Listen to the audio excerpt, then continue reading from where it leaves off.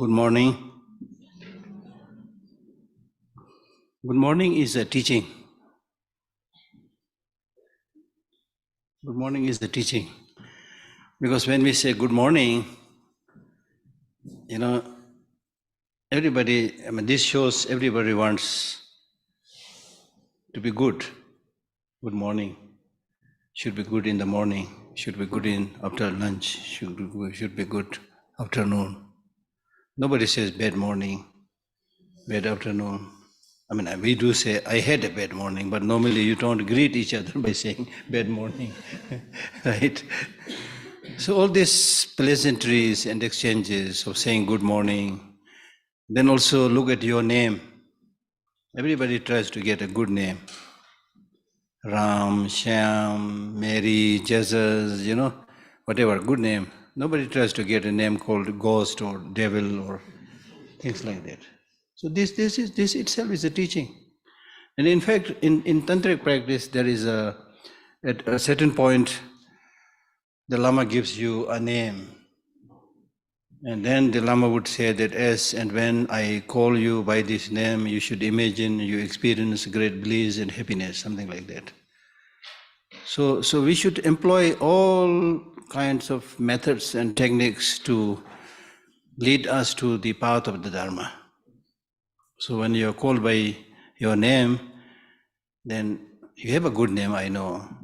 So then what you need to think is, I need to live my life which is befitting to my name. If you have a name like a Devta or God or Buddha or something like that, but you live like a devil, then that is not matching the name. And you greet others by saying good morning, but you end up doing all the bad things, then it will be bad morning, bad evening, not good morning, right? So we should do the real Dharma practice, not just the ceremonial part. As ordinary beings, we are very fond of the ceremonial part, the show business, the rituals, the prayers, visiting the temple, early in the morning, visit temple, throw 2-3 flowers, ring the bell, and the rest of the day you engage in corruption, cheating, There's no Dharma. There's no Dharma. We all say, I believe in God, but we have no idea what God wants from us. Or if you say, I believe in Buddha, you don't think about what the Buddha wants from us. You see, there's so much hypocrisy because of lack of knowledge, awareness, right? In the name of a so-called God or Buddha or somebody, which may be there at a particular time, which is not here right now with us, but in the name of that God or something, you are ready to kill that person who is sitting and breathing in front of you. What is this religion? What kind of religion is this? This is all hypocrisy. Hypocrisy, If you are somebody who believes in somebody out there, about which, honestly speaking, you don't have much idea, then first, the path to reach there is these people. Don't think they're useless or uneducated or poor, no. How can you develop compassion?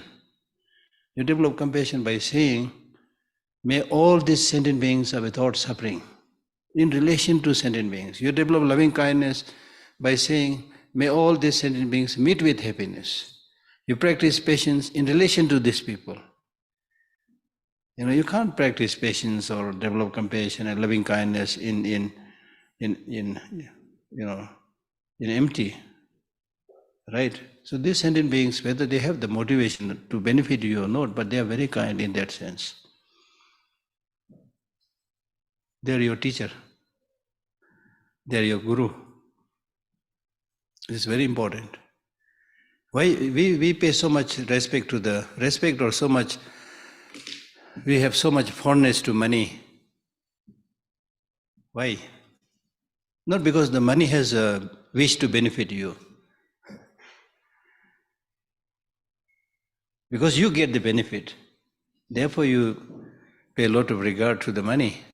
So similarly, whether other people have an intention to benefit you or no, that is not important. What is important is you do get benefit from these people. And you can't live in isolation. You have to live with people, you see. So the best of living with people is understanding their need, respecting them, not unnecessarily judging, and not trying to fit everybody in your way of thinking, your lifestyle. Respecting them is very, very important. And that's why in this particular text, Shantideva says, there is no way you can, apart from pleasing the sentient beings, there's no way you can please the Buddha. If you want to please the Buddha, if you want to make the Buddha happy, the only way to make the Buddha happy is make human beings or sentient beings happy. Please them. A very famous, another Tibetan teacher, Gampopa, who was a direct disciple of the famous teacher Milarepa, he has written a short text called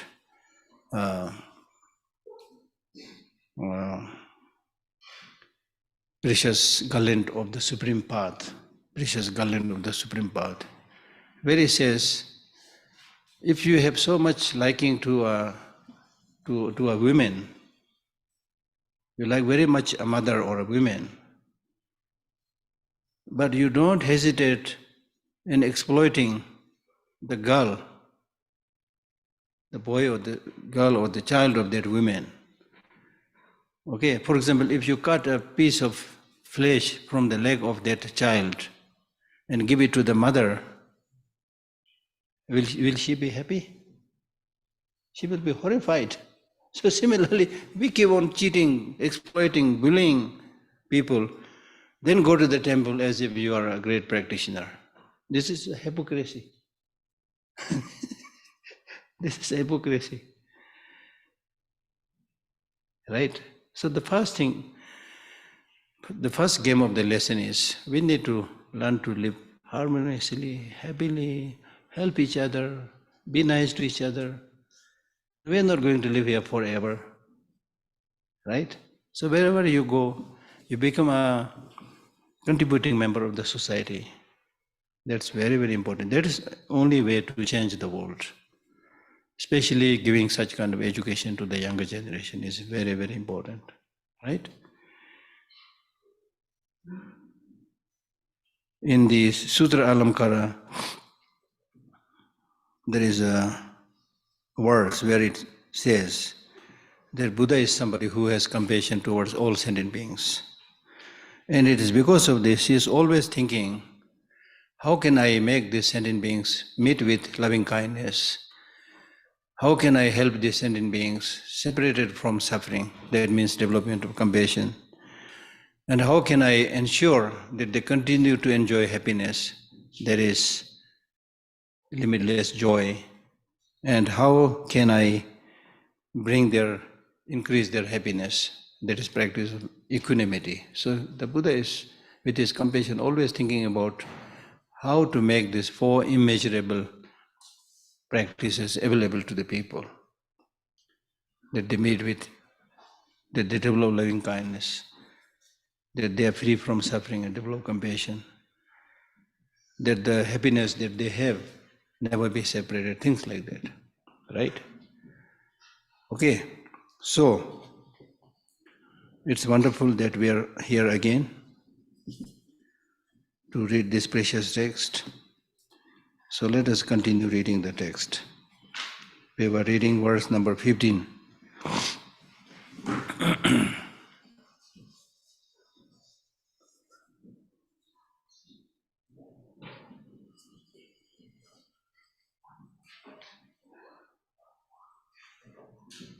Okay, verse number 15. In brief, the awakening mind should be understood to be of two types: the mind that aspires to awaken and the mind that ventures to do so. I briefly explained it yesterday. The wish to go to Meglorganj and actual going to Meglorganj.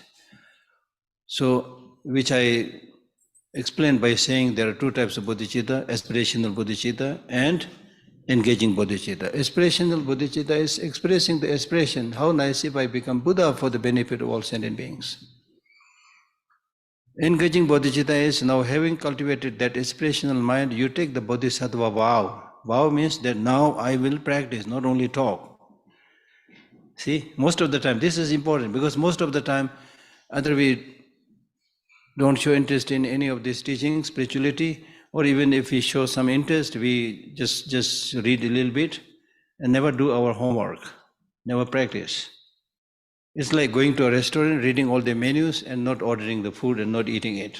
It's of no benefit. No benefit.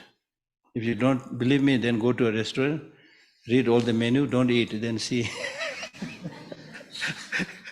I think Trishita should organize one session where you take all of them and let them read all the menus and don't let them eat. And Trishita also don't have to spend any money. I think this is a very good idea. So it's like that, if you really don't practice, it will not help you. If you practice, then it's like eating the food. When you eat the food, then you taste the flavor. When you practice, then you can taste the flavor of the dharma. Then that will urge you to continue to do your practice. Because then you will start seeing that you are now happier person, calmer person, less anger, less jealousy. I mean, as I said, when you reduce some of these negative emotions, you're already doing some miracles. And you will become more handsome. You will become more beautiful. You will have more money. I mean, I'm talking, that is not the main purpose, but by doing the greater practice, you will get all this as a bonus. As a bonus. For example, if you used to be a very angry person, let us say. Now look at what these negative emotions do. When you get angry, you become handsome or ugly? Tell me. Beautiful or ugly? As simple as that. You want to become ugly? Then develop anger. If you want to be beautiful and handsome, then practice patience. You decorate yourself with all the, gold earrings and put a heavy cosmetic on your face, eyelashes bhi banao, sab kuch banao. You do everything. And after all this decoration, you get angry. Gold earrings are still there, makeup is still there, then you get angry. You don't look handsome or beautiful anymore. You look horrible actually. Then anger increases blood pressure. It is scientifically found, and you can test it by yourself. Nowadays there are very easy to use, equipments to measure your blood pressure. Get really, not fake anger. You should really get angry and then measure.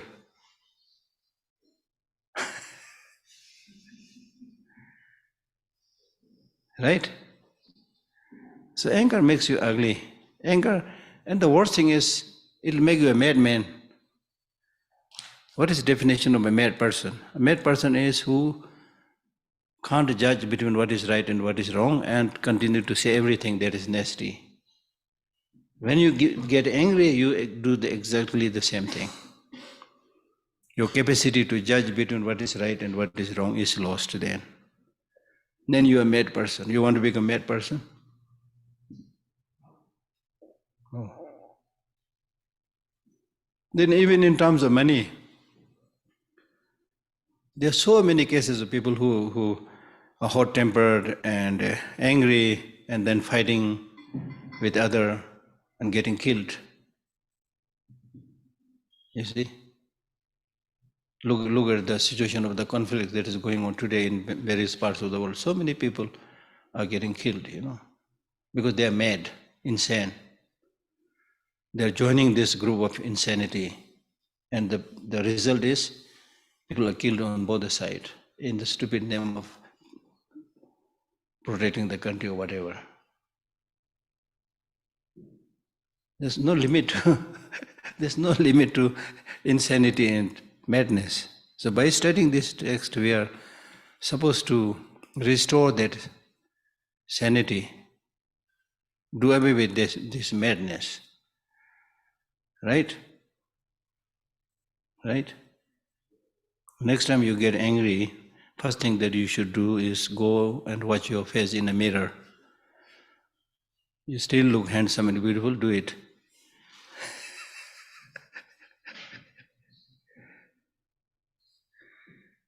And similarly, attachment.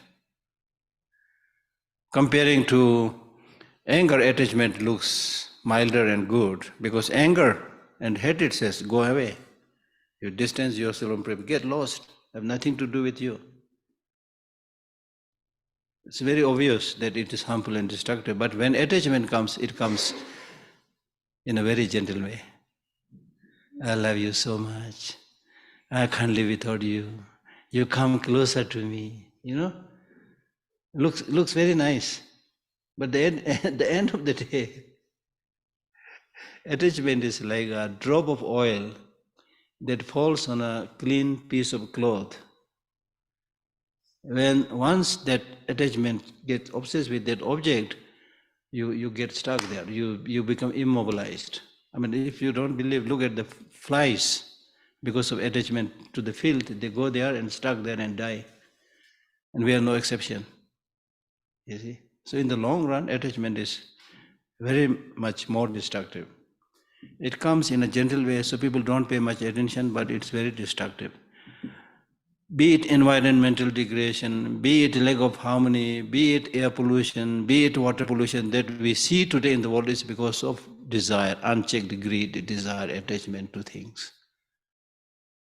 When there is a conflagration of fire of conflict, it is noticeable at least. But this attachment has a very quiet, simmering effect to everything, destroying the planet, polluting the air and so forth. So unchecked greed or attachment is also very dangerous. And this all arises because of ignorance, about which I have explained a little bit. Anyway, I'm getting digressed a little bit. So, in brief, the awakening mind should be understood to be of two types: the mind that aspires to awaken and the mind that ventures to do so, engaging bodhicitta. Engaging bodhicitta. So once you take that bodhisattva vow and cultivate that engaging bodhicitta, then you need to practice. Practice what? The 6 perfections, about which we'll read in detail in this text. For example, first is giving. Practice of giving, practice of generosity, right? And then observing morality, then practicing patience, concentration, making effort and wisdom. So this you need to practice. Okay? So I'm not going to explain this in detail. As is understood by the distinction between aspiring to go to Meghalorganj and actual going to Meghalorganj. It is similar. This is an example. So the wise understand in turn the distinction between these two. There's no need to explain anything about this. It's quite simple. Okay? Verse number 17. Then yesterday I also explained a little bit about this, the conventional bodhicitta and ultimate bodhicitta. Also remember that. Now next, then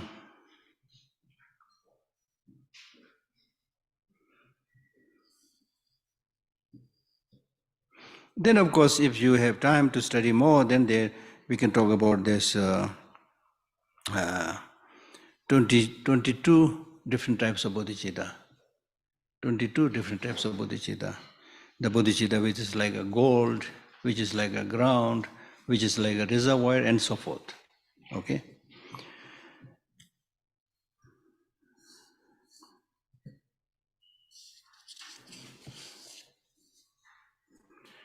Now next is thinking about the benefits, differences in terms of the benefit. Although great fruits occur in cyclic existence from the mind that aspires to awaken, an uninterrupted flow of merit does not ensue as it does with the venturing mind. So this is the differences between the aspirational bodhicitta and engaging bodhicitta. So he's saying, although great fruits occur in cyclic existence from the mind that aspires, meaning that there is a great benefit, even when you are in samsara, just by developing that aspirational bodhicitta, of course there is much benefit. Okay, but uninterrupted flow of merit does not occur unless you develop engaging bodhicitta. Right? So therefore, in order to get this uninterrupted flow of merit, you must develop the venturing mind or the engaging bodhicitta. And this is now he is trying to prove with reasons by saying, and those who have perfectly seized the mind, that means seized, I don't know, one who has perfectly cultivated that mind, with the thought never to turn away from totally liberating the infinite forms of life. From that time hence, so, and for those who have perfectly cultivated this mind,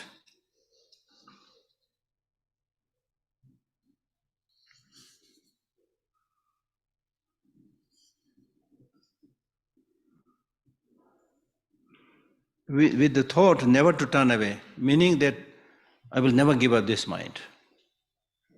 When you are determined to cultivate this mind and make a promise never to turn your mind from this mind, this practice, and then your focus will be to totally liberate the infinite forms of life, infinite sentient beings. So to start with, this is saying that one of the main purpose of my life is to benefit others as much as possible. His Holiness the Dalai Lama summarizes this point by saying, if you can help others as much as possible. That's the point. If you can't help, at least do not harm. That much you can do. So as much as possible, I will help them. Why you should help them? Because they are like you. They want happiness, do not want suffering. And they are also connected to you. Your happiness is also connected to them. Your suffering is also connected to them. Right? So when you develop such a mind, from that time hence, even while asleep or unconcerned, a force of merit equal to the sky will perpetually ensue. So that means once you develop this engaging bodhicitta, and having made the promise to continuously cherish it, nurture it, practice it, then the influence of that altruistic mind is so powerful that even when you are asleep, even when you are sleeping, you are collecting merit. Even on those days when you are a little bit unconcerned, means even when you are a little bit careless, no, we can't pay attention 24 hours, right? So even those days, the influence of bodhicitta will be there. So I call this national highway. If you are driving on the national highway, it's very comfortable. The road is, there's not much road obstruction, things like that. But you cannot continuously drive on that. Sometimes you get tired, So there is a bypass, or you go a little bit, sideways to have your lunch, to have your dinner, take rest, then again go to the national highway. It is like that. So your national highway, whatever be your profession, whatever work you are doing, whether you are a celebrity or a common man, a teacher or professor or businessman, whatever, you have to do this for your survival, but your national highway should be this thinking that I will as much as possible try to benefit others and not harm others. You call it Buddhist practice, you don't call it Buddhist practice, that is inevitable, that's extremely, extremely important. Because all kind of human activities, be it scientific, be it political, so long as it's a human activity, it must benefit human beings, at least, if not all sentient beings, as the Buddhists say, but at least it should benefit human beings. Now when we talk about human beings means human beings. Human beings means human beings. I did not say Americans or Chinese or Russians or Tibetan. Human beings. So here the first thing, to be able to practice this mind with a broader perspective is see all sentient beings if possible, or at least see all human beings as exactly same. Do you think we are all same? We are all same? At the core, we are all same. You may speak a little bit different language, your hairstyle may be a little bit different, you are a man or woman, child, whatever. But the most important thing that we need to know is we all want happiness, do not want suffering. We all want to be taken care of by somebody. We need love, we need affection. All of us, it's in our blood. It's in our blood. The problem arises when we forget this basic sameness and talk about not so related philosophy or religion or things like that. That's a secondary. So as I said yesterday, first be a sensible human being. Then talk about religion, then talk about philosophy, then talk about science. If you are a sensible human being, with this very understanding that we are all same. Now it is again scientifically proved. If you, see the genes that is there in all human beings, more or less same, there's not much difference. If you take out the blood, color is same. And if you also analyze the content, there's not much difference. Not only with human beings, even with monkeys, there's not much difference. Chimpanzees, there's not much difference. So this unnecessary, segregation and differentiation is done because of our negative ways of thinking. Right? So therefore, we should see the superficial differences as a uniting force, not dividing force. See this sea of human beings with different makeup, different look, different color, see this like a beautiful garden where there is black roses, yellow, colored flowers, green colored flower, then the garden looks beautiful. But if it is a garden which has only red flowers, it's tolerable, but not so nice. So beautiful, you see. That's why people who come to India, they say, wow, I visited India, it's so colorful.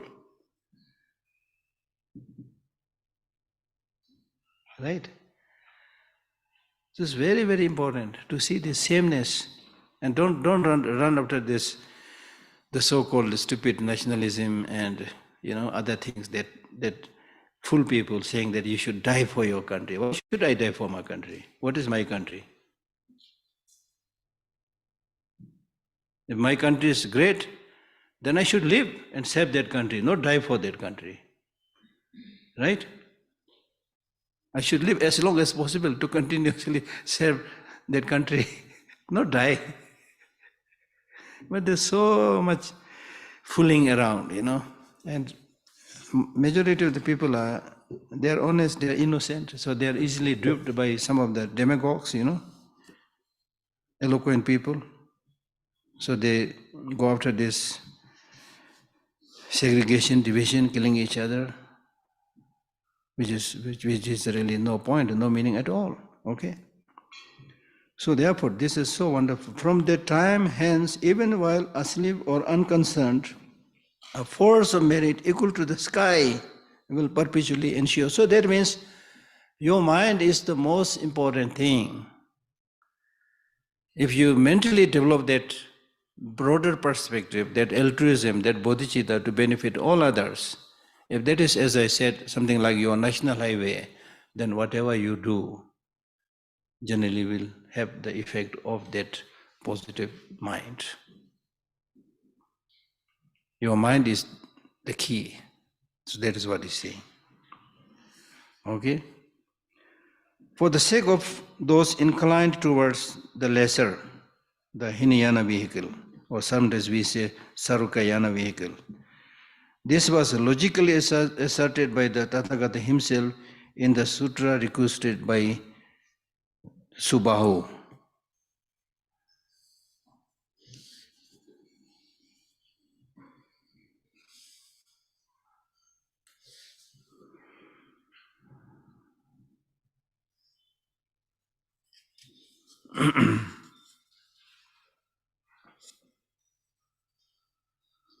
Okay.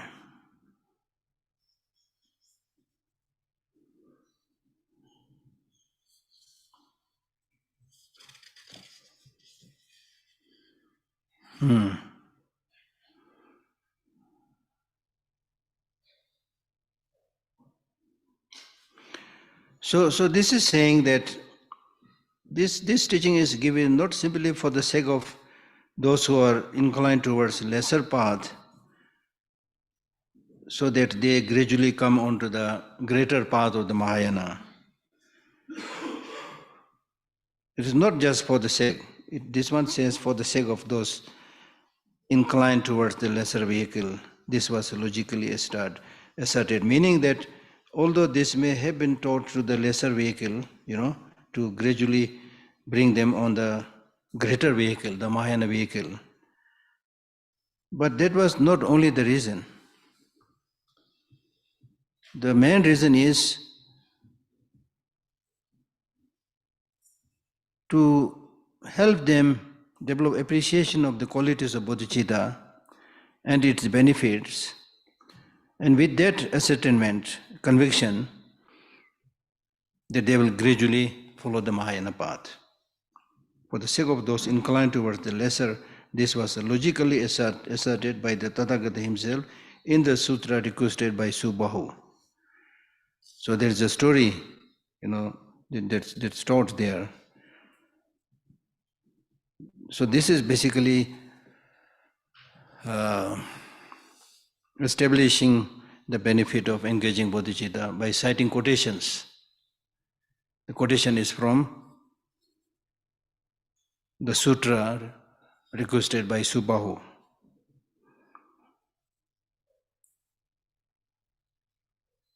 Because when you develop this bodhicitta,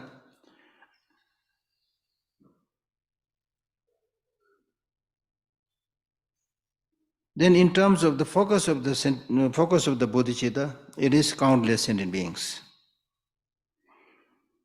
And in terms of removal of suffering, you are talking about countless sufferings of all these sentient beings. You are also talking about the possibilities of achieving the highest state, the Buddhahood. So you are talking about countless qualities. So whether you think about this in terms of time, in terms of eon, in terms of duration, in terms of quality, there are so many reasons that we can use to prove this point of importance of bodhicitta, as is explained in the sutra requested by Subahu. Okay? So this is kind of trying to prove through citing the quotation where the Buddha himself talks about the importance of this. And then you can also prove this by using your reason and logic. He gives an example, a logical reasoning with an example, by saying,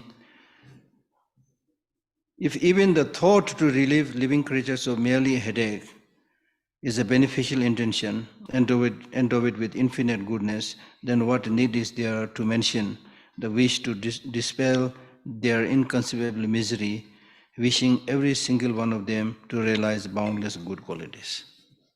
So this is a reason and an example. Example, he is saying that even if you develop wish to help somebody to relieve, to give relief to their headache, or even if you give somebody to eat something for somebody who is hungry, even that small good deed that we do will be appreciated by people. This is wonderful. Now, if that is the case, then he's saying, what need is there to talk about the greatness of this bodhicitta, where you're talking about dispelling the suffering, inconceivable misery, means inconceivable suffering and misery of all sentient beings. That's not easy. As soon as you try to think about removing the suffering of all sentient beings, then the face of the enemy will come up. Okay, all sentient beings, but not this one. If you forget developing bodhicitta just to one person, so-called enemy, then you can't develop bodhicitta, because bodhicitta is a wish that aspires to become Buddha for the benefit of all sentient beings. All sentient beings means all sentient beings. Your enemies included. Right? Right? Okay. So what need is there to mention to wish, the wish to dispel their inconceivable misery, wishing every single one of them to realize boundless good qualities. That means to help them achieve Buddhahood. So now in this case, how can you develop this bodhicitta and loving kindness towards the person who had harmed you, your enemy? How are you going to develop this? By seeing them as a source of benefit for our practice. Not just that. Huh? Huh? Maybe considering that it's an opportunity the person is giving. Opportunity? So it's an opportunity the other person is giving me for me to develop the person. That's also one thing, but this you are considering in terms of your own personal benefit. But don't see just from the point of view of personal benefit, but also in terms of the situation of that person. Understand, the most important thing is that when you are ignorant, you can do any kind of negative thing. When your mind is influenced by ignorance, when your mind is confused, not only you will bring harm upon others, but you will also commit suicide when negative mind is there. Right? So therefore, make a distinction between the wrongdoing and the wrongdoer. Wrongdoing is wrong, criticize that. But always give an opportunity for the wrongdoer to join the mainstream of the community, to change, to develop, to make him or her a good human being. That is possible. The problem with us is, normally we don't make a distinction between the wrongdoing and the wrongdoer, especially in the case of others. But we are very clever. When it comes to us, we make that distinction. You make a mistake, then you say, I'm sorry, I slept. I'm not that bad, You make a distinction. But when the same thing is done to other people, you don't make a distinction. You say, he is the one. She is that nasty woman, horrible person, incorrigible woman, You don't make a distinction. So that is where we go wrong. Make a distinction between the wrongdoing and the wrongdoer. Criticize the wrongdoing, And you can humbly and gently say, what you did is wrong, but I know you are a good human being. But I know you didn't mean it. Then that person also start thinking, yes, he's saying the right thing. I was angry, I did this, I committed this mistake, I must change, but still that person is giving me this opportunity to stay with them. That's the way. So don't try to ostracize people. Because we are all ruled by negative emotions.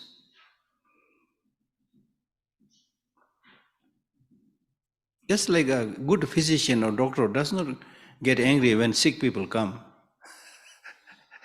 When sick people come, if the doctor, physician is very angry, how is he going to give the treatment, you see? And in fact, it is because that they are sick. He is specially compassionate and he will try his best to help that sick person. So similarly, such should be the attitude. That we are all, in a sense, sick because of negative emotions. So that sickness needs healing.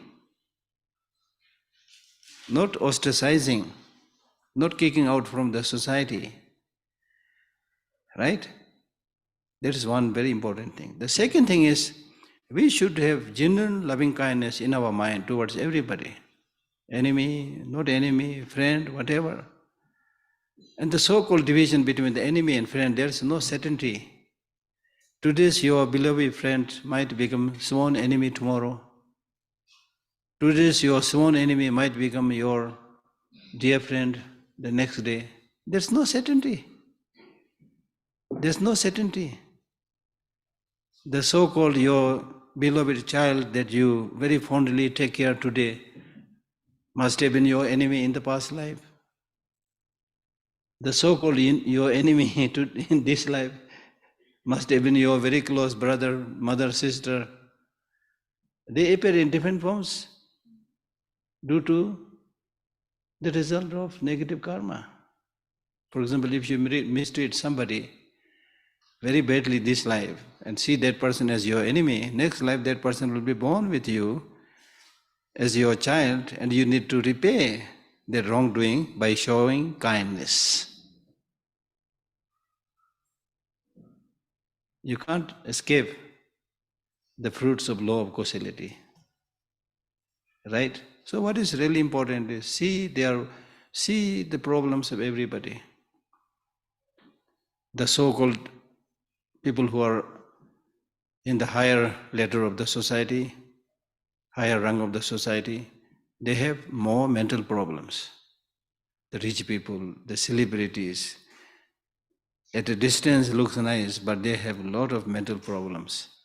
Competition, how to become more famous, how to enjoy these 5 minutes, appearance on the television, things like that. They have a lot of problem. Then people who are in the lower rung, they have problem of getting their daily food, clothing and so forth.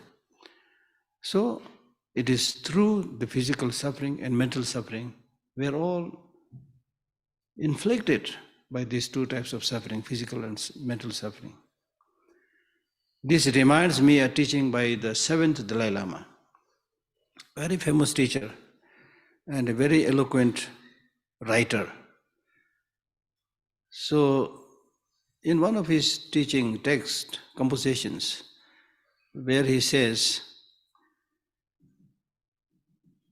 to whomever you look, the higher ones or the lower ones, or look at the monks and nuns, or the lay people, the only difference you see is differences in costume, differences in expression, differences in haughtiness, but underneath they are all same, being inflicted by one or the other kind of suffering. Then he says, alas, is this fate of my brothers, sisters, sentient beings. You see, the difference is very superficial. So when you develop this understanding, and then the fact, the bigger fact, as I already mentioned, that all these people are going to die.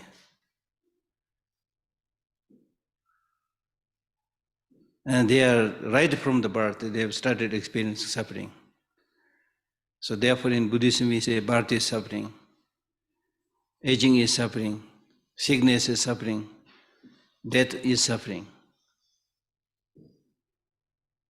But we normally think birth is not suffering, it's happiness, happy birthday. Who is right? Buddha or those of us? We celebrate happy birthday. The Buddha said birth is suffering. Who is right? You can just look at the child. The first thing that the child does after the birth is crying or laughing. Huh? Yeah, because the first thing that the child does is laughing, then you might say, oh, he must be a reincarnation. Avatar hai. Or he must be a devil, which is very unusual, So first thing that the child does is crying. By that I'm not saying don't celebrate happy birthday. Do it in a different sense, So birth is suffering. And I've very often seen that with that little child after birth, after some time, one thing that I notice that these small kids do repeatedly is yawning. Probably not very happy in samsara. And then aging is suffering. But aging is suffering, we don't even know the suffering of aging. Because we think aging means when you're over 60 or 70 or something like that. But in Buddhism we say aging starts right from the second moment of the birth. Aging means changing your youthfulness. And one of the texts says it's wonderful that the aging comes so slowly and unnoticeably.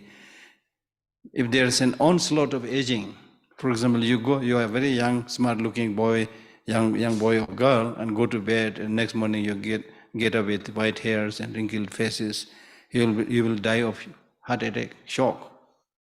So the only good thing with aging is it comes so slowly and so unnoticingly. But then the danger is, it is like environmental degradation. Somebody chops a tree down there, nobody cares. Somebody chops a tree up there, nobody cares. In this way, we are continuously destroying the environment, so much so that one day, when it becomes very obvious, then probably it will be very difficult to restore the damage you have done on the environment. So similarly, if you don't understand this process of aging much in advance, then then gradually when you're over 60 or 70, when you realize that you are aging, there's nothing much you can do. Because your senses are failing, your memory is failing, your mind is not very sharp, then it's too late. Right? So aging is sickness, aging is suffering. And then sickness, of course, all kinds of sicknesses now, especially in today's so-called modern world. We are having so many kind of never heard before sicknesses, pandemics. These are all very much related to human misadventure. How much mistreatment, suffering we are creating on animals, playing with all kinds of animals. And now unfortunately people say that these are actually intentionally created in a lab. The viruses, the COVID-19 viruses. And even these viruses are now produced in a lab to attack other countries. So whatever may be the case, these are all very much related to our misadventure and mistreating the animals. Somewhere I read almost like 50-60% of our diseases come in relation to other animals.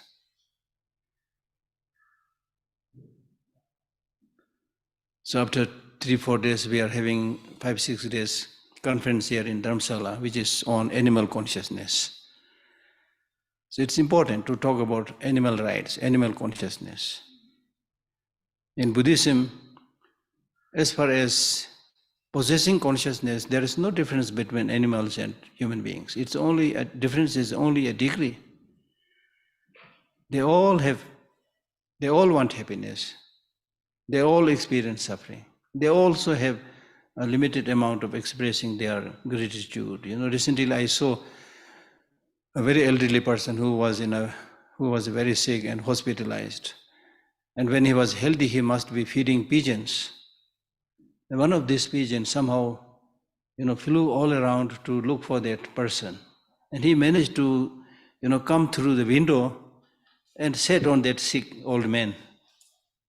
That's his way of expressing love and gratitude. And although there's nothing he can do, but he made it sure that he visits him regularly. A very moving picture. And then very recently, when there was this big earthquake in Istanbul,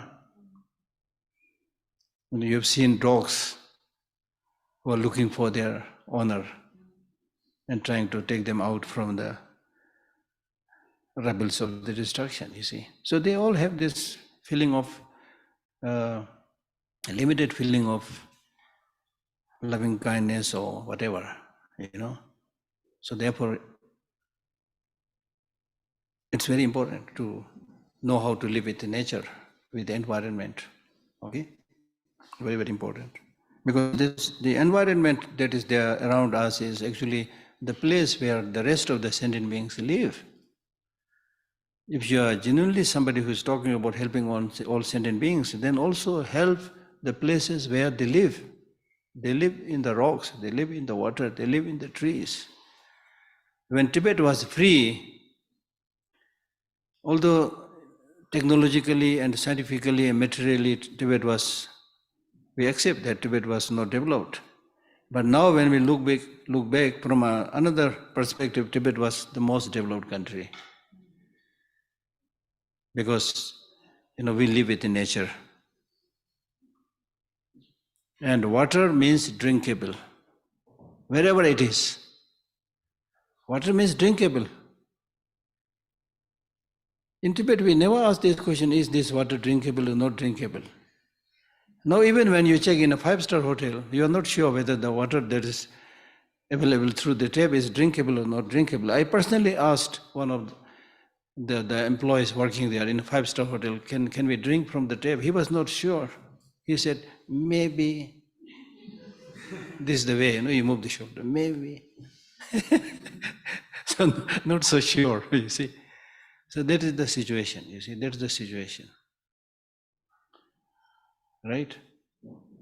So we need to live with the nature, okay?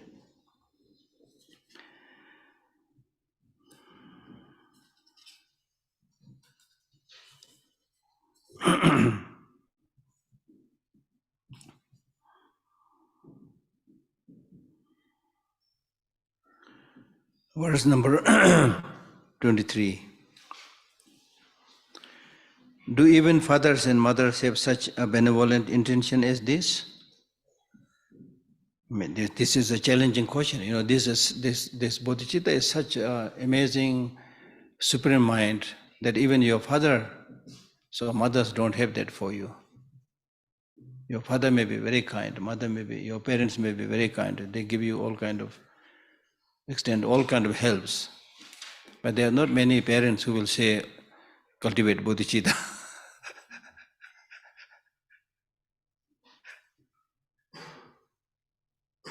So this is the point. Now we need to, change if you want to change the society, then what you need to teach your children is cultivate loving kindness, cultivate compassion, cultivate patience, cultivate bodhicitta. Not just give them money, not just send them to a famous school, so-called famous school, where you force them to get the highest grade, and then many people not being able to get it, commit suicide. That's what is happening in today's society, unfortunately. Parents putting so much pressure on the children, you see. Things like that. Do even fathers and mothers have such a benevolent intention? Like the bodhicitta that we are talking about? Do the gods and sages Or does even Brahma have it? These are supposed to be higher beings.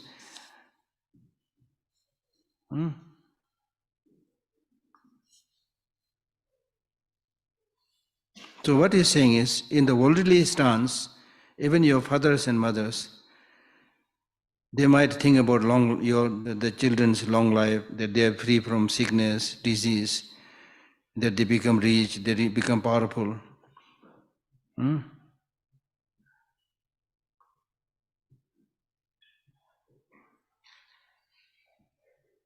But it is only bodhicitta which aspires to help you achieve Buddhahood for the benefit of all sentient beings. Oh, I understand, with my parents, they will not talk about this because they don't have knowledge.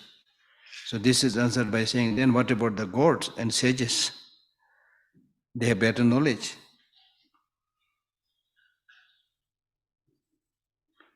Because these sages and gods, they are supposed to have clairvoyance. They are supposed to be very learned about all the 18 subjects and so forth.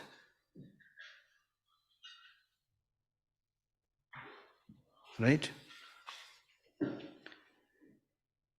If those beings have never before even dreamt of such an attitude for their own sake, how would it ever arise for the sake of others? So it's only now, luckily, that we gained access to such teachings. We are at least talking about the importance of bodhicitta. But otherwise, normally, how can they think about helping others cultivate that bodhicitta to become Buddha for the benefit of all sentient beings? They did not think about cultivating such a mind even for themselves.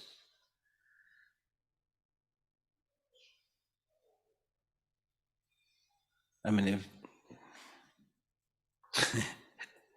Hindi में बोलते हैं ना, ये क्या हो गया, अभी तक कहाँ सो के बैठा है? Where were we? Have we been sleeping until now, that you never thought about these good minds? So this explanation is good because now you realize, at least today I gained access to such amazing teachings.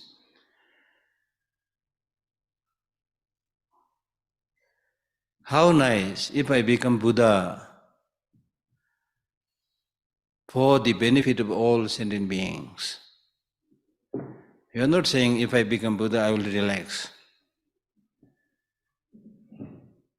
You are saying, how nice if I become Buddha for the benefit of all sentient beings. In order to benefit all sentient beings, you need to become Buddha, you need to get completely enlightened.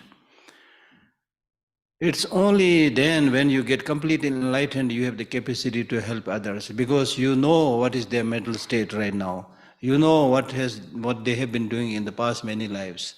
What is their karmic connection? What kind of teaching will be beneficial? What kind of teaching will not be beneficial, you know? They know exactly. For example, let me tell you this story of Ajatashatru, Indian king, who killed his father. I think Bimbisara killed his father because of the asking of his wrong friend.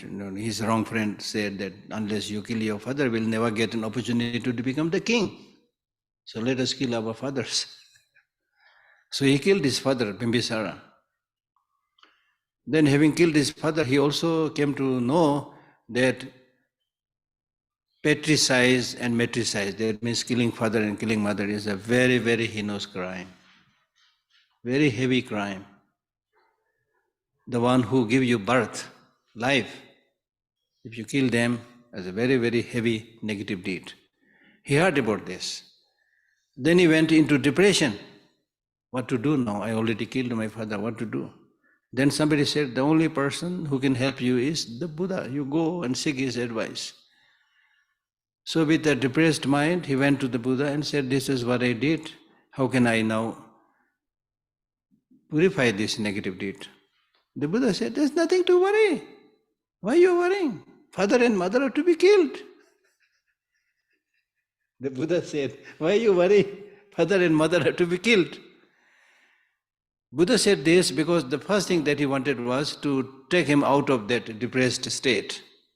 Then only he can give teaching. So he thought, since Buddha is, highly learned and educated person, he must be right. So he came back to his senses. His depression was now more or less recovered. Then after that, Buddha said, okay, now come, listen, I'll explain what I mean by father and mother to be killed. When I said father and mother to be killed, I'm not talking about killing your physical father and mother, but I'm talking about killing ignorance and the first of the 12 links of dependent origination, ignorance and the contaminated karma. It is because of this ignorance and the karma which projects us into these endless cycles of suffering in the samsara. So if you want to come out of this problem, come out of this suffering, if you wanted to purify your wrong deed of having killed your father, then you need to remove ignorance, because you did this out of ignorance. You committed this act of crime out of ignorance. So the only solution is you need to eradicate and uproot ignorance and the contaminated karma. So this is called interpretative teaching. Depending upon the need of the people, he gives what we call as interpretative teaching and definitive teaching. It's just like, having different subjects to students or children of different age group. You can't teach PhD subjects to kindergarten going kids, even though your aim may be gradually to make them PhD students, but the approach has to be gradual. So depending upon the mental disposition, the interest, the capacity, the Buddha gives different teachings, because he knows exactly their mental disposition, their past lives experience, their karmic formation, everything. So that is why we say, how nice if I become Buddha for the benefit of all sentient beings. Before becoming Buddha, if you are, more learned, more educated, more experienced, that much you will be able to guide people. Your guidance will be much, much more effective. If you don't have any personal experience, of having lived different types of life and having the knowledge of dharma, you may not be able to answer people's problems, difficulties. So therefore, becoming Buddha, of course, is not easy, almost impossible thing. I'm sorry to say this. I'm not saying impossible, almost impossible. Given that high level of happiness, education, given our meager effort, the other day we read, the positive virtues practices are weak. Negative emotions are strong. For getting distracted, for developing negative emotions, you have so many supporting societies and friends. Come, let us go to the nightclub and sing and dance. I'll give you all the money. I'll throw the party, When it comes to doing dharma practice, not many will come forward saying, oh, you're going to Dharamsala for your dharma practice, you don't have money? Okay, I'll give you. Have you met anybody? This is the thing. When it comes to doing good practices, it is like a heavily loaded donkey taken uphill. Heavily loaded donkey taken uphill. That heavily loaded donkey will take just one step up and then look back. He wants to come back, doesn't want to go up. So our dharma practice and the spiritual practice, positive practices are like that. When it comes to doing negative things or not so good things, it is like a heavy boulder thrown down the slope of a mountain. It'll just run and roll down quickly. Why this is so? Because of our past lives habit. Why do we have such a habit? As I explained yesterday. One, because of many past lives habit. And two, because we still have this animal instinct. We have a human body, but mentally very much animal in many cases. Right? So So therefore the Buddhist teachers, they say, this is the time to make a distinction between the animals and human beings. This is the time to make a distinction between animals and human beings. We call ourselves human beings.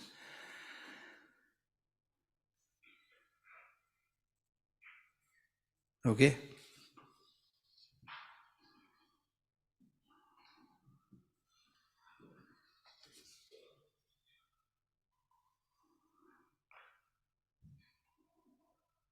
For those beings have never before even dreamt of such an attitude for their own sake, how would it ever arise for the sake of others?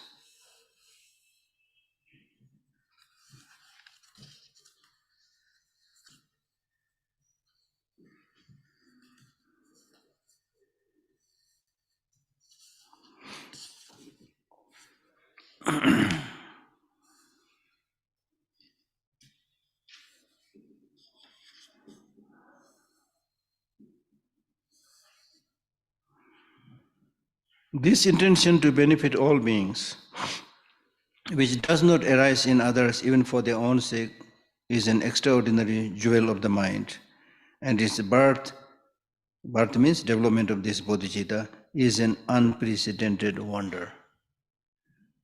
I mean, it's really amazing. How can we cultivate such a mind? It's amazing, it's wonderful that we are talking about. We have not generated, but we are at least talking about it. We are planning to move on that path of cultivation bodhicitta. This is, don't you think this is a dream? This is what he's saying. It's really, really amazing. Amazing of all the amazing things. Because it never occurred to you in many past lives. So this is really like a blind person fumbled upon a, big rock of gold. So overnight you will become rich. Right?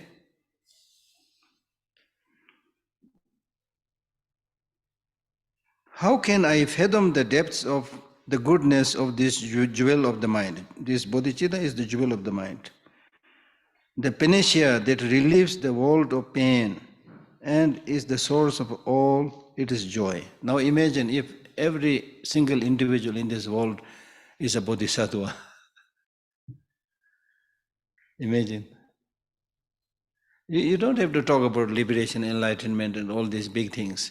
Imagine if this world is full of people who are bodhisattva, or who at least have developed this loving kindness, who knows how to live harmoniously with others. This world is in a way already nirvana.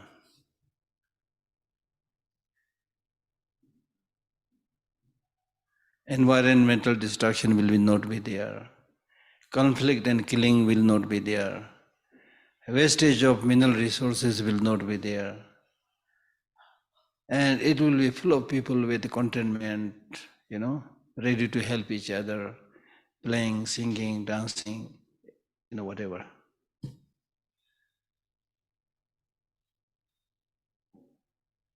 That is the goal. How do we do that? First, one should study the importance of such teaching and then gradually spread the word. Spread the word. It's very important. How can I fathom the depths? How can I fathom the depths? You cannot fathom the depths of bodhicitta. Such an amazing mind. I mean, it's not so difficult to say, may I become Buddha for the benefit of all sentient beings, but imagine you're cultivating such a mind where you don't differentiate. In the case of the Buddha, it's unbelievable.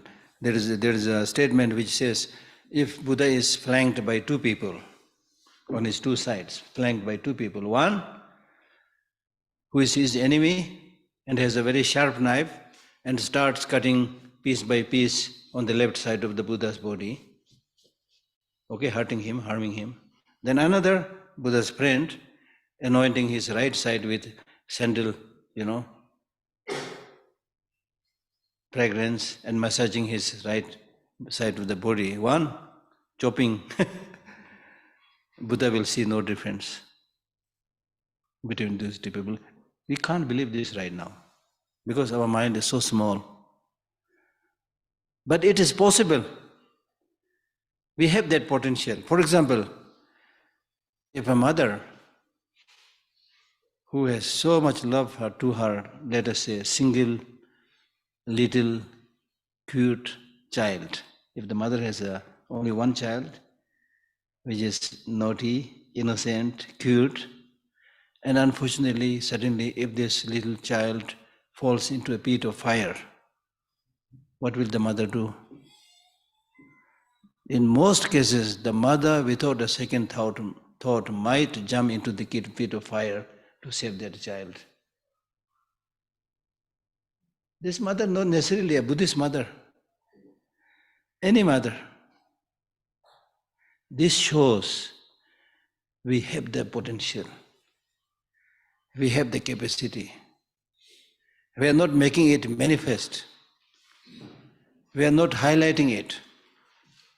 So it's important to highlight this potential that we all have. We are not talking, in empty. We are talking about possibilities. And then especially when it comes to training the mind, the good news is that the training the mind and training the body is totally different. When you train the body, the training that you are giving to the body, that body itself is material, physical. Anything that is physical, material can make limited development, limited progress, not beyond that. I always give the example of, let us say, the world's number one, gold medalist, let us say, in long jump. World's number one. And still, let us say, he continues to improve his long jump. He may be able to make some progress, but it will never come to that person that he is so good that he is now today jumping from one mountain to another mountain. Have you encountered any gold medalist who are jumping from one mountain to another mountain? That's not possible. Because the basis on which you are giving the training is physical material. That we need to understand. That we need to understand because today we are paying so much attention to so-called material development. The so-called material development has to come from external natural resources. External natural resources by definition are limited because being physical and material. So how can you make unlimited progress from limited resources? You will only end up destroying the whole environment. That is already happening. Now look at this weather here, Dharamsala. Dharamsala normally earlier used to be very pleasant in April and October. I'm not saying it's horrible right now, but see the change. Still the winter seems to be lingering, and then suddenly there's sunshine, very hot. Then rain, so rainy season, summer season, winter season are all coming together in one day. Right? So therefore, anything that is material, every country is talking about improving developing their, increasing their GDP every year. Impossible. You will only end up killing the natural resources, which we are already doing. Against their material development, when you talk about the internal mental development, then you can develop to a limitless state. Sky is the limit. External development, even if you want to construct a house, you have a lot of difficulty, right, to get the space these days. Very expensive. Still you try to build a house. Very expensive. There will be problem of encouragement, getting the legal sanction, having to pay a lot of money, lot of problems. That's material, physical construction like that of a house. Now in terms of mental construction, as I said, sky is the limit. Nobody will, generally speaking, nobody will stop you. Or even if somebody tries to stop you, they have no idea what is happening in your mind, so therefore they will not be able to stop you. Right? Now look at this joke. That area, the material area where there is limitation, we are not contented. Always saying, I want more, I want more, I want more. In the realm of the mind, where there is a possibility to make unlimited progress, there you are completely satisfied. Completely satisfied. At the most you will say, oh, I went for 5 days teaching in Dharamsala. In a year, there is a big thing, right?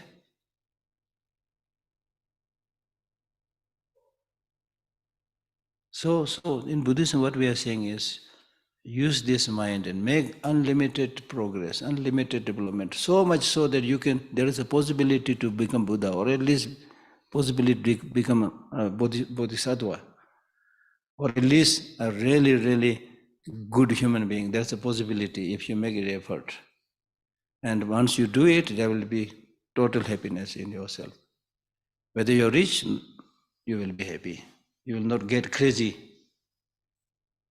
If you're rich, you will think, okay, somehow I have this much amount of money, but this is not just for me. A Bodhisattva never keeps anything for himself. The Bodhisattvas never say that I live in poverty. So then when they have material accumulation, they say it's good, but it's not for me, it's for others. It's not like the rich people today, they want to hoard everything. Not going out helping others. I mean, not everybody, some people do help, but generally speaking, right? And when you don't have anything, you are happy. The Buddha said one time, I'm very happy because I don't have anything. You will be shocked, surprised to hear these kind of statements, you see. Normally we think if I have so much, I'll be happy, but the more you have, the more there is additional problem. If you don't understand this, then think about income tax. And many others. I don't want to elaborate, you know this very well. Right? So in the case of external material things, it's like boiling water. You boil, it will become hot, hotter, and then 100 degrees centigrade. After that you heat more, then what will become? It will not become hotter, I think. It will change into vapor and vanish. In the case of mental development, continuously you can make mental development. So therefore, in today's world, we talk so much about investment. In Buddhism, we are talking about internal investment.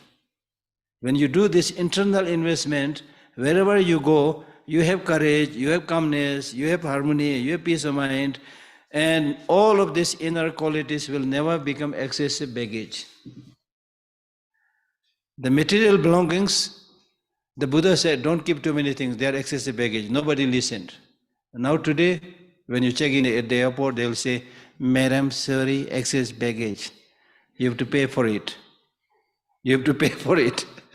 Now people are listening. They never listened to Buddha. But now they listen, they not only listen to the people at the airport, but they are also ready to give extra money. How much I have to pay for 5 excess baggage? 200 into 5 or something like that. You pay it. You see, this is the result of not listening to the words of wisdom from Buddha and others, you see. Right? So therefore, what I'm saying is, this cultivation of bodhicitta is really, really amazing. Really amazing. That's what he's repeatedly saying.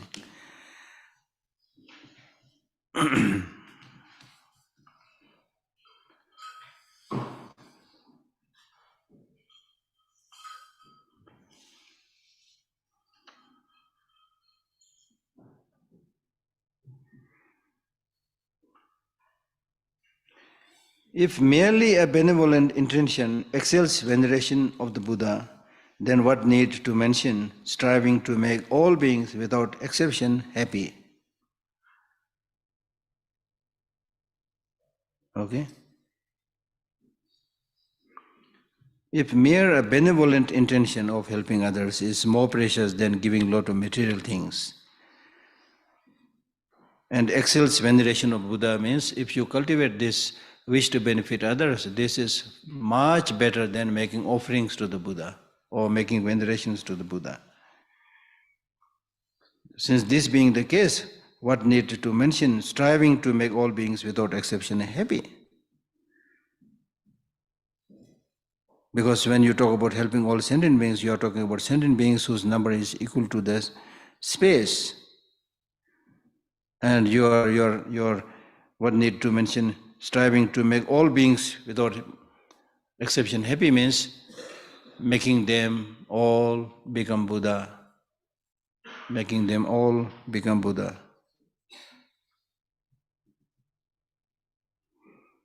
Now our question is asked by saying, okay, this is both cultivation of bodhicitta is very important, but they will do themselves. Why should I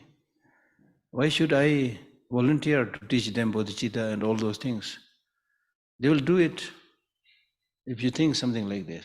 This is how our selfish mind always thinks. Why should I intervene? Why should talk about helping others? They also have mind. They're also human being like me. They'll do that for themselves. I'll do it for myself. Who am I to take this responsibility? That's how we normally think. So this is answered by saying, in the case of sentient beings, although wishing to be rid of suffering, they run towards misery itself.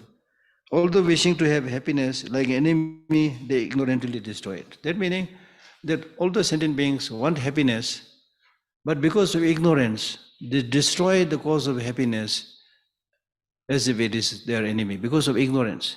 They want happiness. Yes, everybody wants happiness. We discussed this earlier.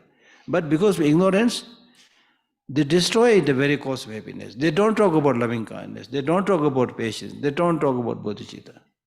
They talk about money. They talk about sensual pleasures. They are ignorant. Similarly, they don't want suffering, but again, because of ignorance, they always chase suffering, run after suffering. You run after 5 minutes pleasure, then get the suffering for the rest of the life. Something like this, you see. So because they are ignorant, it's like you're dealing with the small kids. Why you need to constantly take care of the small kids? Because they are innocent, they don't know.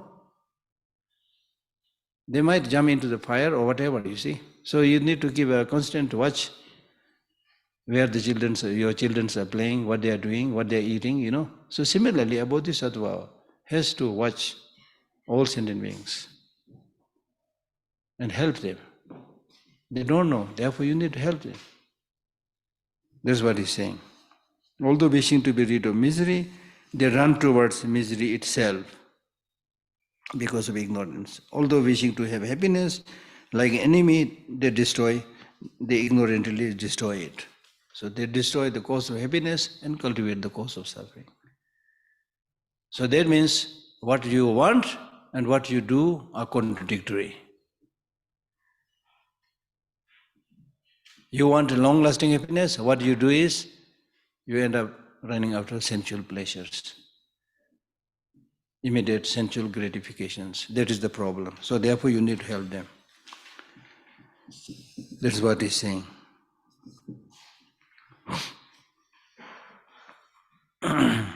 Now, for example, we all want, just to give you a small example, how this is so. All of us want health, right? Happiness, long life.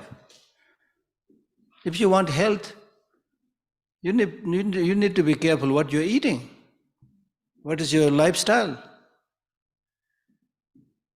As simple as that. How ignorant and confused we are. You keep on taking Coca-Cola. You keep on taking all kinds of packaged foods, junk food. We need a revolution actually. Because all these junk foods are produced because we are consuming, they are consumers. So we can't just criticize those who produce, but we are equal partner. We are consuming it. We are consuming junk food all the time. What is meaning of junk food? Junk foods are those foods which has high presence of sugar and salt. No word on sugar. How much sugar you are taking? Tea, how many times you take? Then soft drinks, how many times you take? Biscuits, how many times you take? I mean, imagine, look at what you are feeding to your body. I mean, even there we are not careful, we are not watchful. Right? So we need to really stop many of these things. Or at least there should be some moderation. So we are killing ourselves. You are suffering from hypertension, still salt. You are diabetic, still, or just today, sweet, just today, no problem.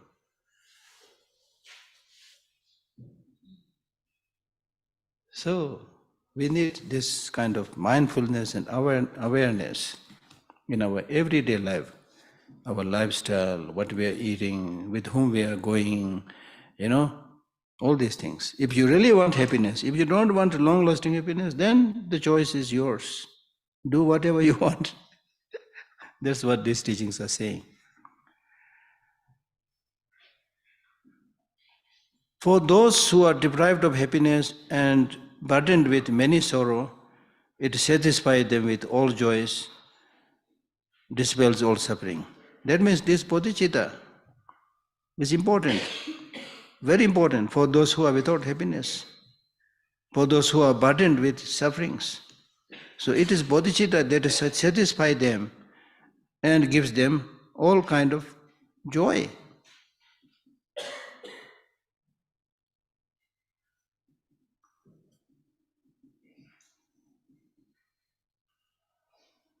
For those who are deprived of happiness means who are suffering from poverty in terms of enjoyment of happiness.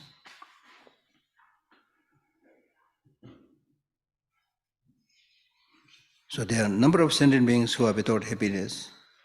So they are poor in that sense.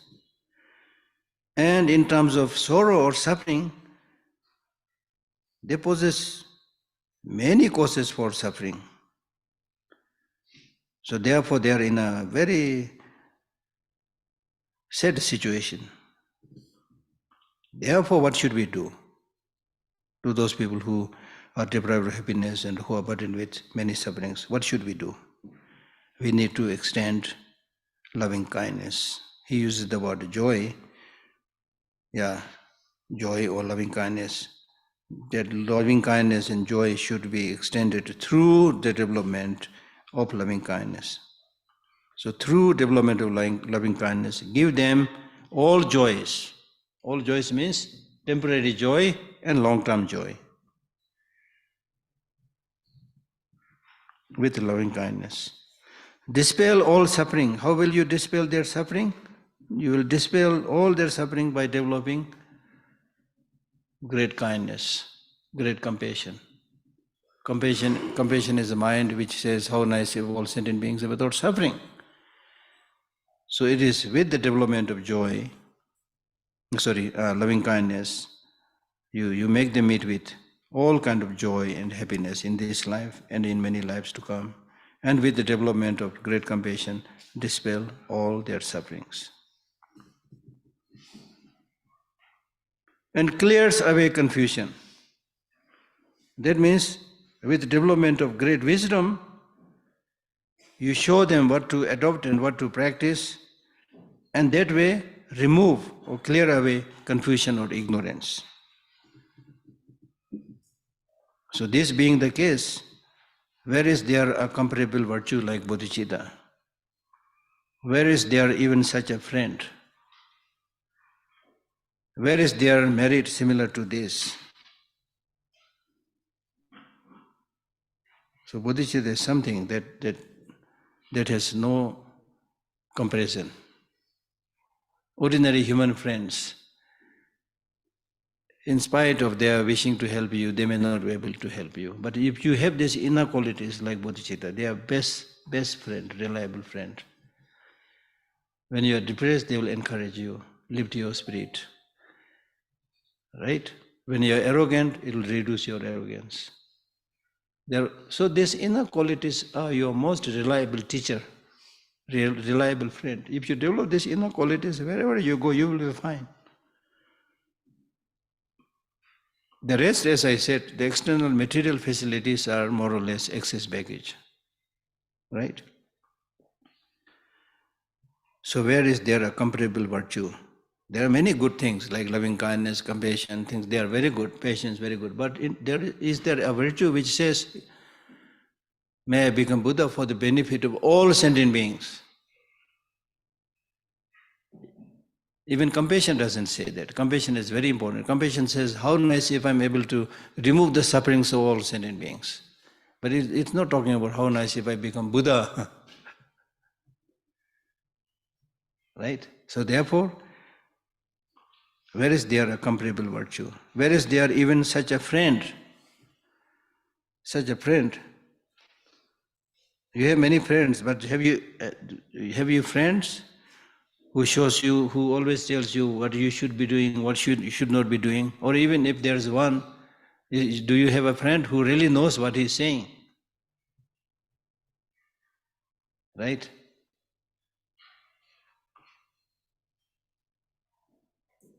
Where is there a merit similar to this?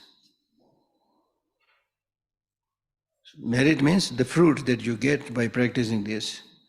Because the merit means as a result of cultivation of bodhicitta, you achieve Buddhahood. So is there a merit similar to this which will give you Buddhahood?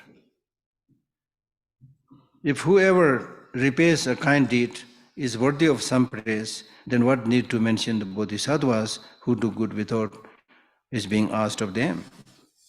Now if you do something good to some other people, the next time this is repaid, still you say he's a good man. But in this case, the bodhisattvas, they are helping you even if you have not helped them. They are helping you even if they have harmed you. Right? So that's what he's saying. If whoever repays a kind deed is worthy of some praise, I lend him 100 rupees, he gave me back. He's a nice person, reliable person. Then what need to mention the bodhisattvas who do good without it being asked of them? Because the bodhisattvas day and night, the only thought that they have is, how can I help my mother sentient beings? You see? The world honors as virtues one who sometimes gives a little plain food disrespectfully to a few beings, which satisfy them for only half a day.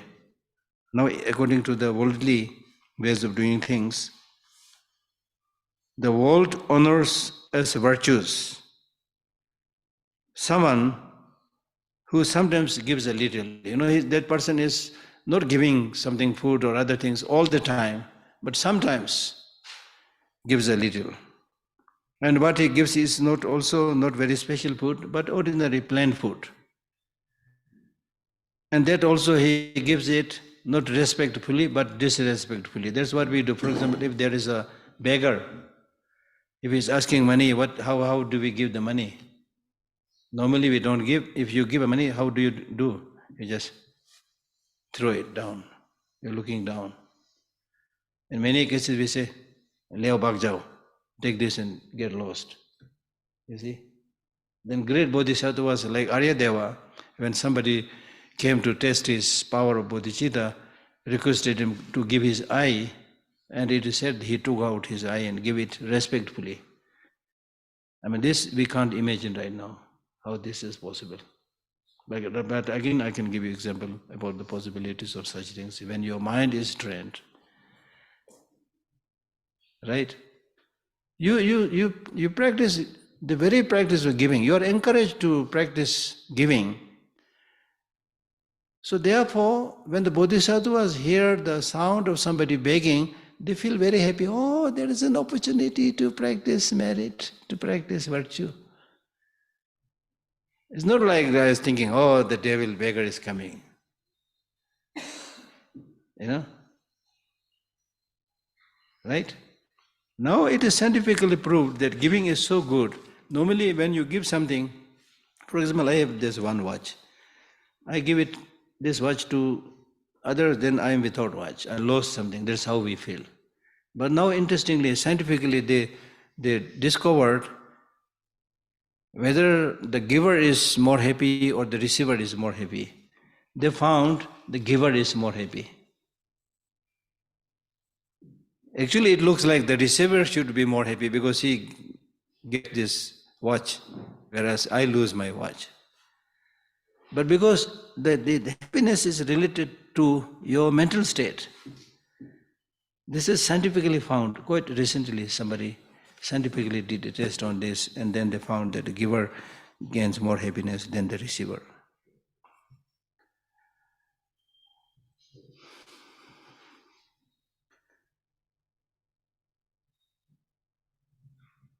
The world honors as virtuous one who sometimes gives a little plain food and also disrespectfully to a few beings, not all sentient beings, which satisfy them for only half a day. Still, that person will be honored. And you might give him a good name saying he's our sponsor.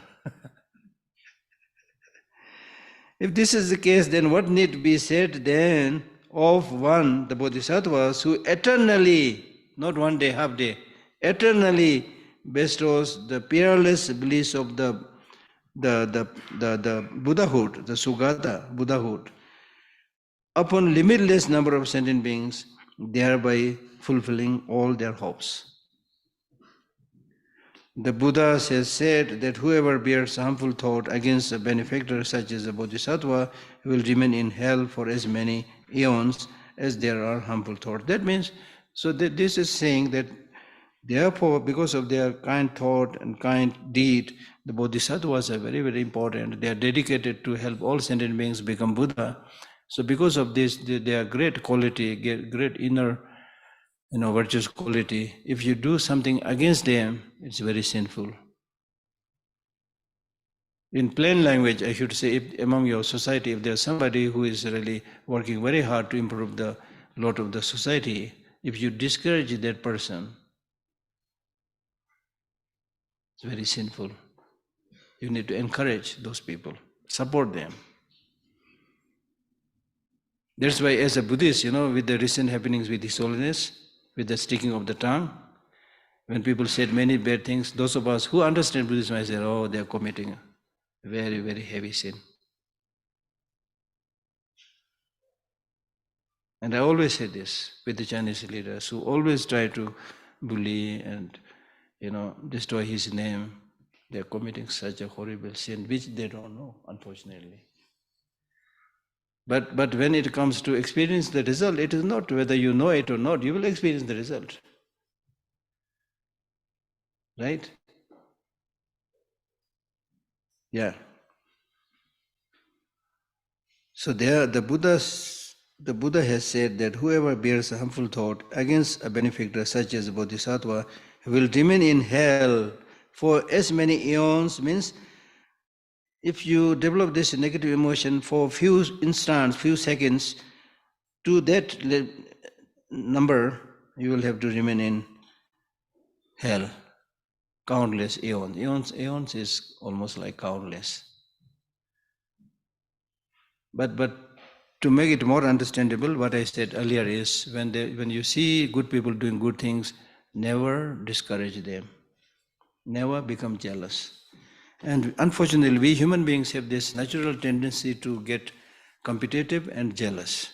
For example, if I praise somebody saying, oh, this monk or this person is doing many amazing things. If I share this to somebody, that somebody will say, yeah, in this way he is doing good, but so again trying to pull the leg, I know this person, in this area he is good, but in that there are many bad things he is doing which I know, you don't know, kind of. attitude. That is wrong. If somebody is doing good, just that part good, just say that. As a human being, he or she may have many other weaknesses. We are not talking about that right now. Highlight the good things. And in our case, ordinary beings, when it comes to saying bad things, we are very vocal. And you act as if you are the one who should pass the final judgment. Like with this recent happening with His Holiness, I did not write or say anything, but I found it's so sad actually.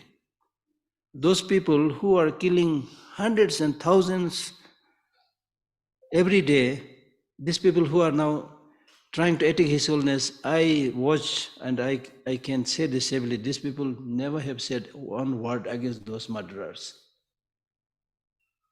Because they are scared. So we are living in a society where it almost looks like doing bad things is normal, it's okay. So let us attack good people. If they make a mistake, attack them. So it's actually bullying. Because good people like His Holiness, he didn't do any mistake. Still he says, sorry if I harmed you. This is a Bodhisattva way of life. People don't understand these things. I can't explain this to other people, so therefore I didn't write. There's a story of this famous Bodhisattva who wrote this famous mind training text, 8 verses of mind training, Langri Thangpa. His name is Langri Thangpa. The black, he has a nickname called black-faced Langri Thangpa, because he is constantly thinking about suffering of sentient beings. Therefore he never smiles, always like very serious. It is said that he loved only 1 or 2 occasions. Once he was doing his meditation, then there was some, in the altar there was some nice arrangement of food or something like this. Then some rats came in. Then 2 rats together, they were trying to lift something, So he could not stop laughing, he smiled or laughed, On other occasions he's very serious. So he's called, nicknamed black-faced Langri Thangpa. So when Langri Thangpa, very famous teacher, when he was giving the teaching, a lady came with her child and brought it straight to him and said, you take your child, you take care of your child, this is your child. Then Langri Thangpa, when he was giving teaching, he said, okay, leave it there. Okay, leave it there. Then even among people, even some of his followers, they developed some kind of suspicion. Maybe Langri Thangpa probably did something wrong. This is how we think, it's so easy to go on the wrong side. Except some of the core students, they started thinking like this. Then Langri Thangpa made it sure that some monks and some other people take good care of the child. Then after a while, that woman came back and she apologized. She wept and said, I did this because of such and such reasons, because of somebody's asking, I had to do that. Of course, this is not your child. Can you please now give my child back? Then he said, okay, take it. Okay, take it. And then it said he performed a lot of special prayers. Again, people thought, oh, he must have done something wrong, therefore he's doing this prayer to purify all his negative things. Then they learned, no, he's saying, whatever be the case, these unpleasant things happen, this should be purified.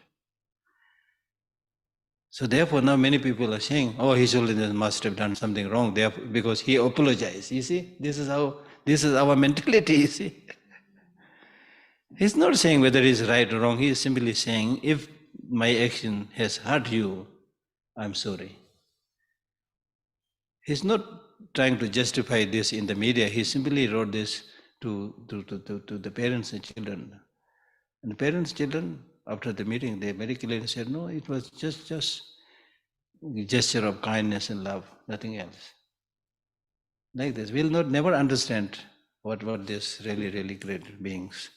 Somebody who at this age of 87, do you think he will do such a stupid thing in the presence of the camera and everything, as if he's dying? So they'll bully good people because they will not do anything. They will never say the word against, as I said, all those murderers, killers. Right now, it's bombing and killing. How many people are saying things against these people? That's why the other day I quoted Martin Luther King, who said, I don't feel sad when bad people do bad things. I feel sad when good people don't do good things, you see. We're not able to say things like that. Anyway, so where are we? Okay. However, if a virtuous attitude should arise in that regard, its fruit will multiply for more than that. When bodhisattvas greatly suffer, they generate no negativity. Instead, their virtues naturally increase. So that means, however, instead of developing negative, attitude towards bodhisattva, if you develop positive attitude, then the fruit will also be very, very large, very, very special. Because when bodhisattvas, even if you do something wrong to the bodhisattvas and develop some negativity towards them, still you collect some merit because of your having this connection. When you make a connection with the bodhisattvas, this is again another perspective. When you make a connection with the bodhisattva, negatively or positively, still because of the bodhisattva's prayers, you will gather some merit. That's what he's saying. I bow down to the body of those in whom the sacred precious mind is born. I seek refuge in that source of joy who brings happiness even to those who bring harm.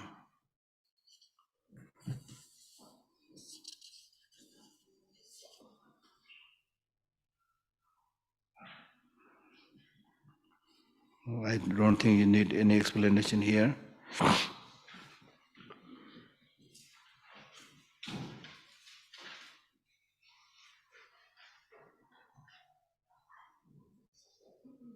I bow down to the body of those. Body of those means those bodhisattvas who had cultivated bodhicitta.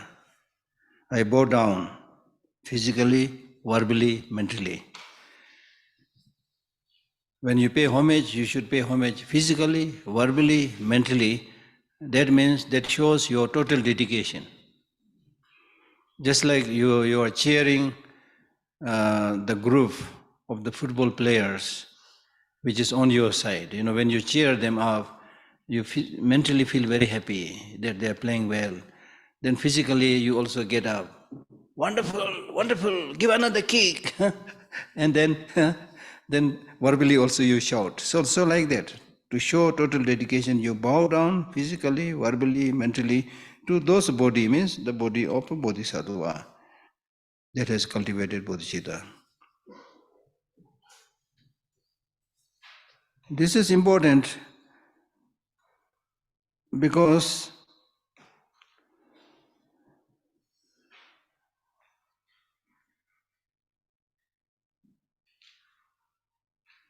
the bodhisattva was such that even if you bully them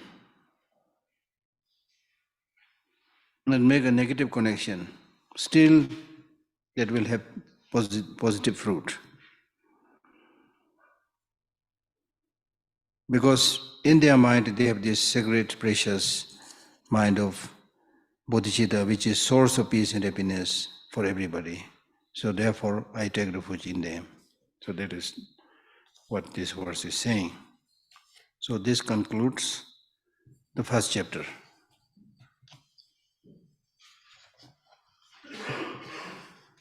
Okay, one or two questions?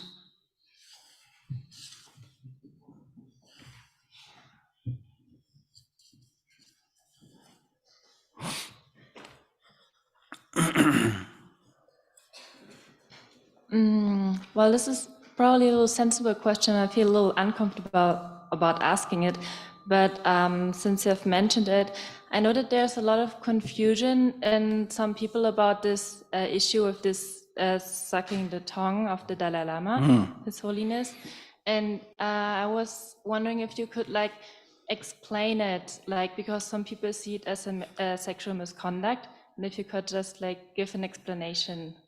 If you watch this video carefully, of course the Tibetan custom, everything, somebody has beautifully explained everything. You may or may not have studied all this. In Tibet, when a child comes and asks for something, then the father or mother would tease their child by saying, I have nothing to give. Or if you want something, just first give me a kiss. Then give a kiss. Then give me a kiss here. Then I have nothing to give except my tongue, take it.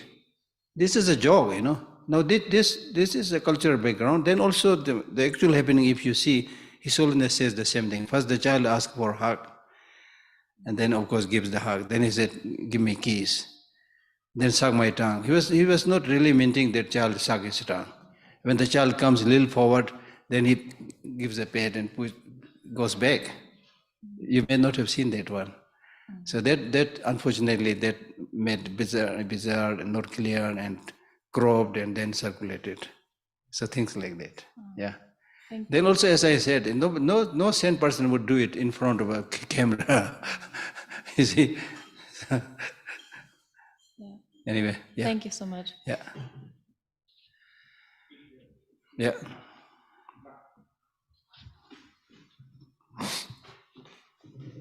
About yesterday, talking about emptiness, it's been mentioned that discursive thoughts stop when you understand emptiness. And like discursive thoughts like, oh, I like this color green, it reminds me of my sweater, and I lost a button in it, I have to go find it and have to go to how we have discursive thoughts all the time. Can you speak? How we have discursive thoughts all the time? We have continuous discursive thoughts, like I see this color green and I think of a sweater, and then I have to go get a button, and I have to have lunch near where I go get the button. So how does understanding emptiness stop that? What aspect of understanding emptiness stops? Not only emptiness, but in your spiritual practice, as I mentioned earlier, you need constant practice.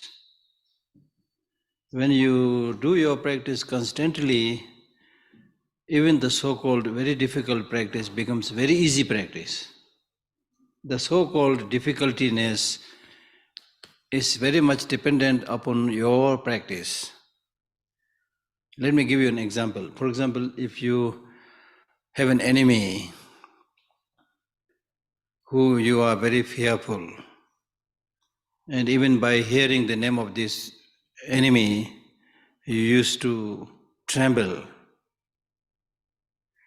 Then let us say, unfortunately, fortunately, that enemy becomes your next door neighbor. Now for the first few days, you of course very uncomfortable. Somebody might do something to me, things like that. But then that person has become your neighbor. So you will cross your paths, going up and down. But for the first few times when you cross path, you of course make a promise never to look at him, go with a straight face. How many times you can do that, The encounter will be very frequent. Then one day you just show a little bit smile, not big smile, but a little bit. And he also does the same thing. Then after a while, one of you will start saying, hello, or good morning. Then you start talking, start knowing each other. Then you start inviting each other to your home for a cup of tea or something. Then through this way, gradually you become such a close friend that now you will be not happy in the absence of that person. That same person whose very name you used to tremble, now you can't live without that person. That's all habituation. So similarly, in practice of cultivation of bodhicitta and emptiness, of course it's not easy. But, as Aryadeva says in his 400 verses, how to say,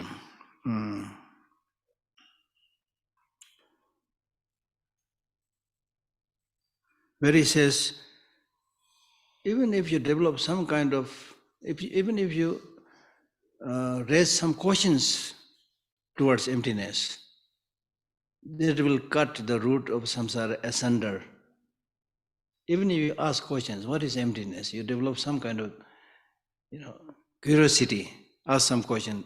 That itself is a big step towards nirvana, liberation. Right? So therefore, we need to develop this understanding of shunyata through the threefold process of listening, contemplation, meditation, like any other practice. Okay?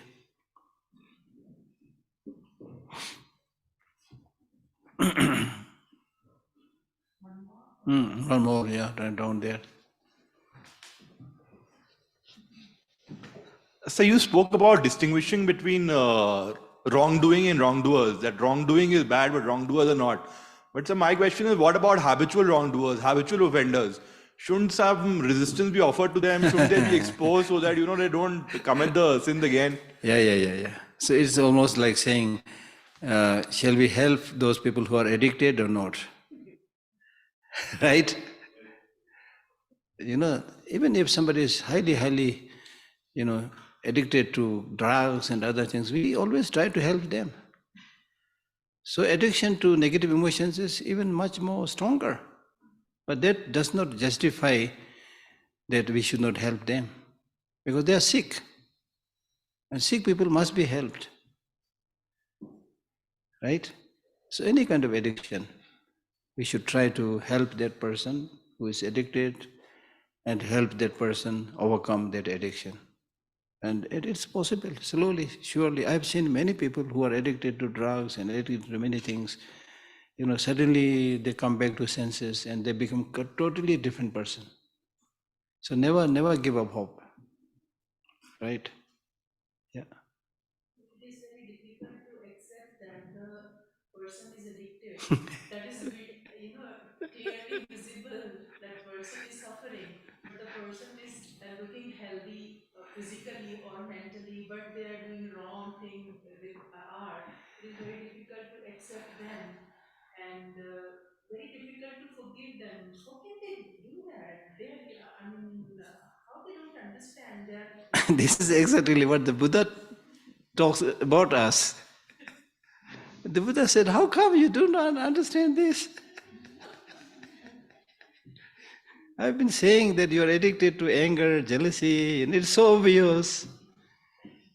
How come you are repeatedly doing this? So it's not just the addiction to the drug, but addiction to all kind of bad habits, negative emotions, Because of, again, as I said, because of ignorance. Yeah. But it's still because there's the wrongdoer and the wrongdoer and the wrongdoing. So you have to still, in this case, separate them and not say, okay, it's an addict, I help.